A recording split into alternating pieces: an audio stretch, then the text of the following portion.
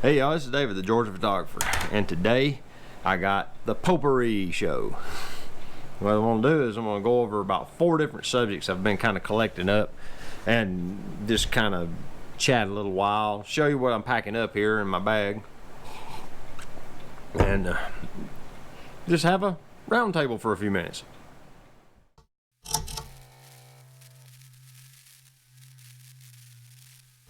Alright, first thing, photo challenge. I want to do one finally.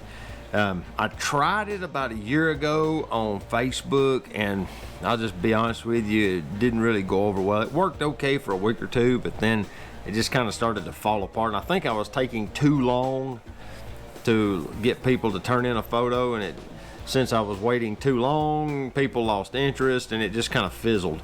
What I want to do this time is I want you to email them to me. The email's in the description. One photo, just pick one.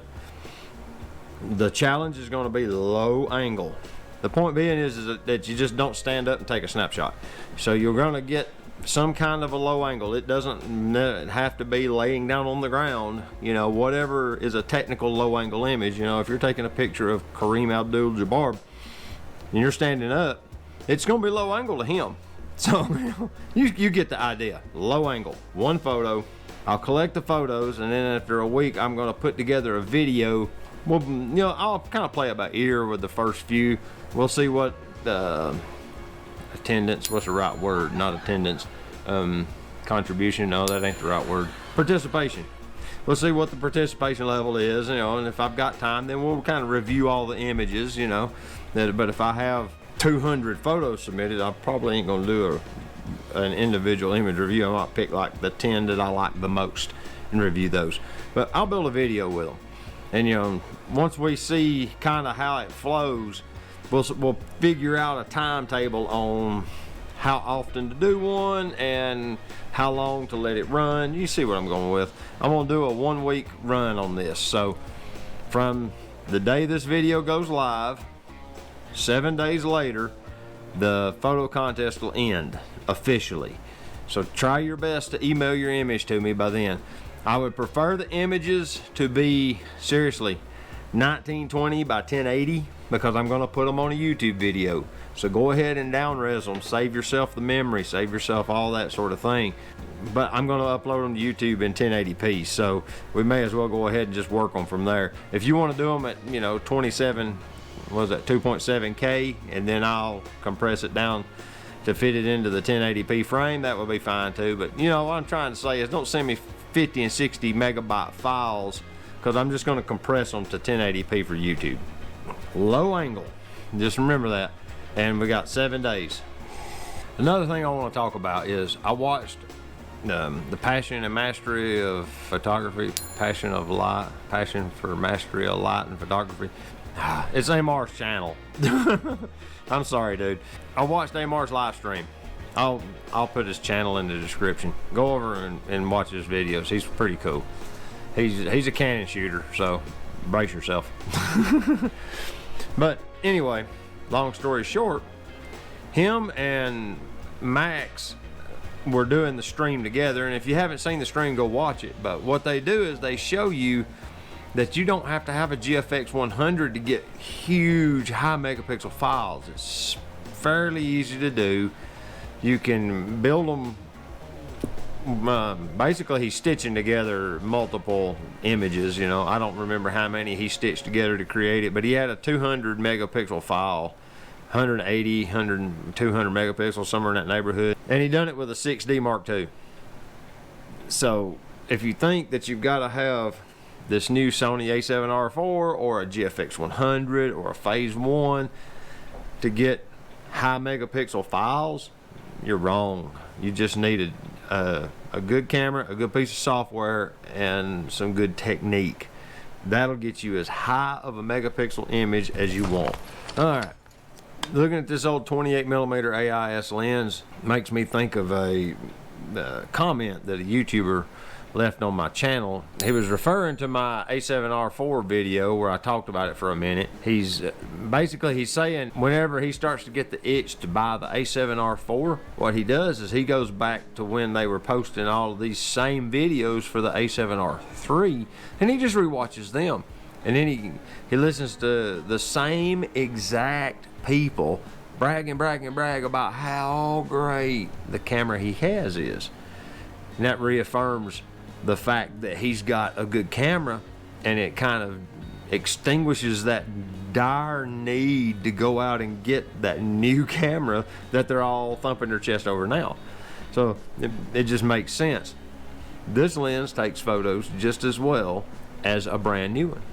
This lens is old, works great. It was a great piece of content. I thought, you know, that just needs to be brought up. Next thing is, I'm gonna go on a trip here for long, and I'm trying to figure out what all I wanna take.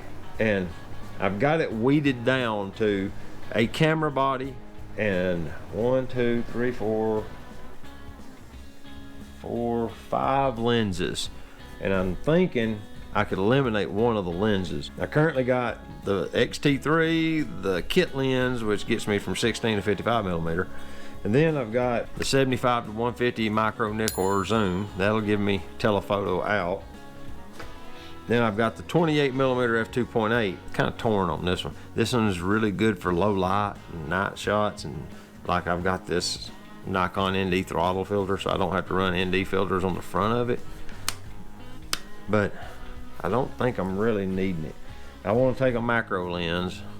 I've got the Pentax 100 millimeter macro in here, and then I have, what's the other one?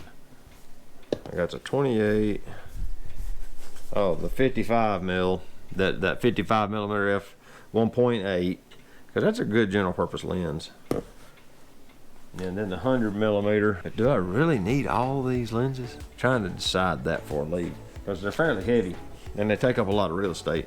If you don't really need them, why take them? I could probably do without this one. I'll probably leave this one behind. I'll just make the 100 millimeter do double duty, and it'll cover what this one does. But I definitely want to take the 28. But the rest of the stuff in the kit is the usual suspects of stuff. You know, you got a rocket air, and you got a charger, and I'm gonna carry one of these swabs to clean the sensor.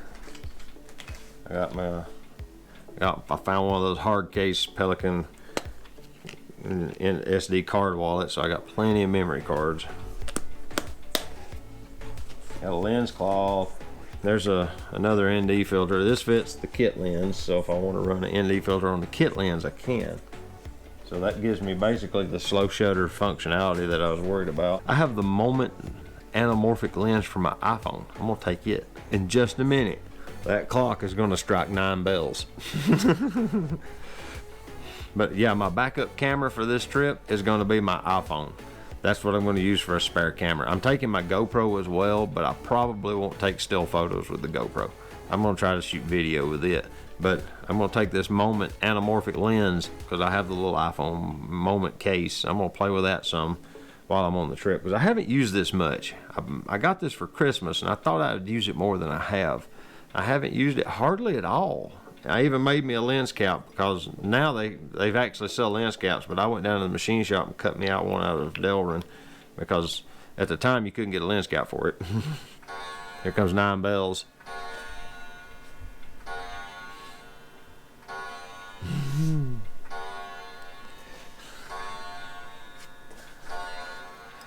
That's coming out along with that 55 power pack. Miscellaneous cords.